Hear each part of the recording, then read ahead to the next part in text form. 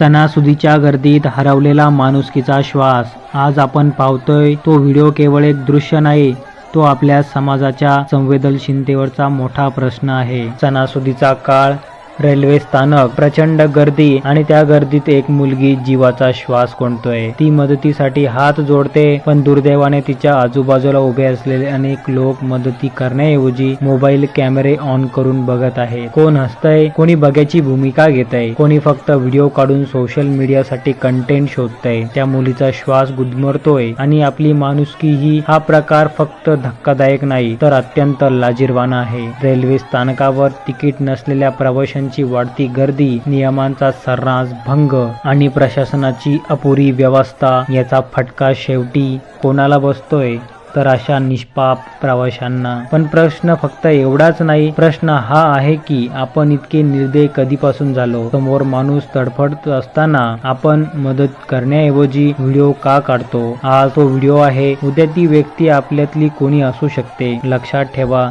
माणुसकी व्हायरल व्हिडिओपेक्षाही मोठी असते. अशा प्रसंगी एक पाऊल पुढे टाका, मदत करा. रेल्वे कर्मचारी, पोलीस, डॉक्टर यांना कळवा, कारण एक जीव वाचवणं हेच खरं सणाचं पुण्य आहे.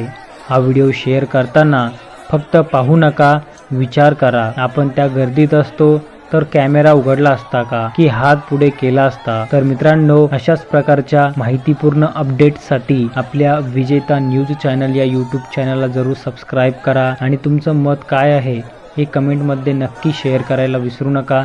भेटूया अशाच एका नवीन व्हिडिओमध्ये. तोपर्यंत धन्यवाद.